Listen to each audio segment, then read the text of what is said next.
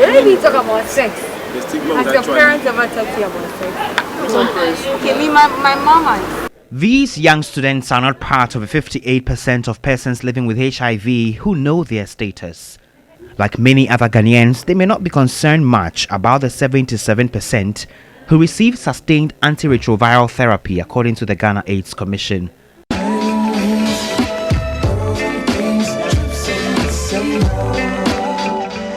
The AIDS Commission revelation that more than 42,000 young people between 15 and 24 years were living with the virus as of December 2020 is worrying.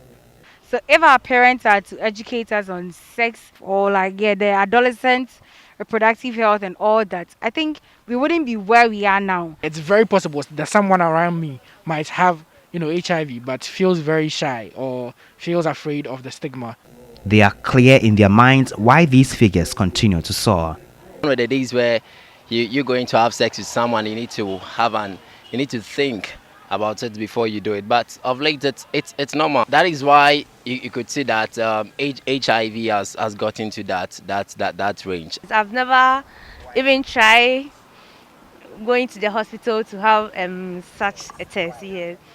It hasn't really come to mind that maybe I have it or someone close to me has it. But who is to blame?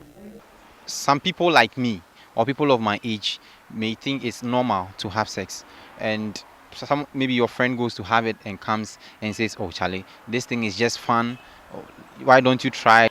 You might look weird to tell your partner, "Oh, let's go get an HIV test before we do anything." But that's the right thing to do. You do not need to go far away to know there is a surge in sexual encounters among young people, and the use of emergency contraceptives has also shot up. Head of Social Marketing at Fertility Center Mary Stopes, Dr. Henry Efum Bruce, continues to see the numbers. Currently, there's kind of upsurge in the use of ECs among the youth. They will tell you that, well, I'm not in a regular relationship, so I don't have sex regularly, even though that might not be the case. And so I want something that I can use, and then that is it. Not something that will be on me that I'll need to use every time. The convenience of it, its availability, the cost, another, I think amongst other issues are driving the youth towards it. While the sex counts go up, the AIDS Commission is worried stigma is preventing young people from accessing care. Prevention is key. And again, we also know that some of the youth, because of the peculiar problems they have,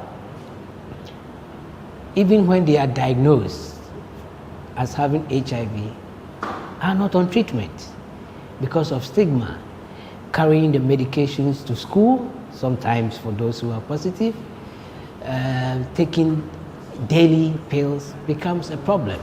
So how do we circumvent this and ensure that they take their medication, they don't default? My friends want the conversation around HIV and AIDS to be normalized as a way of dealing with the discrimination. We should have some connection with our parents for us to be open to them and explain things to them in our lives. If not, our friends will continue to mislead us. My mom, yes, she's good at that. We have this kind of can I say relationship where I openly and freely tell her about certain stuff. But in general, I don't think most parents, yes, do that with their children. So it's like causing a very big problem. Well, health experts have spoken about how to normalize the testing of HIV and AIDS in the wake of increasing numbers of new infections among young people. Today I've come to the Patholab Medical Laboratory to get myself tested. A few jitters here and there, but fingers crossed. I have been briefed about what this entails, but I am up for it. Does not seem to me like a big deal at all. The wait can get anxious sometimes. After at least 12 minutes, the results were ready. The test results is non-reactive, meaning that you don't have it.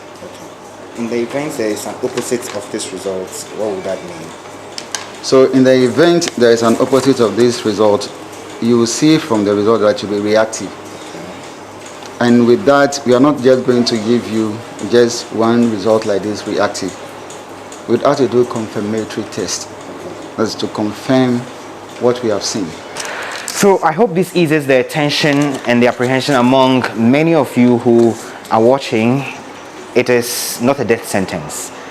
The health experts are advising us to walk into medical facilities and get tested. The earlier you know your status, the better. Even if you're positive, you can live a fulfilling life, even with HIV.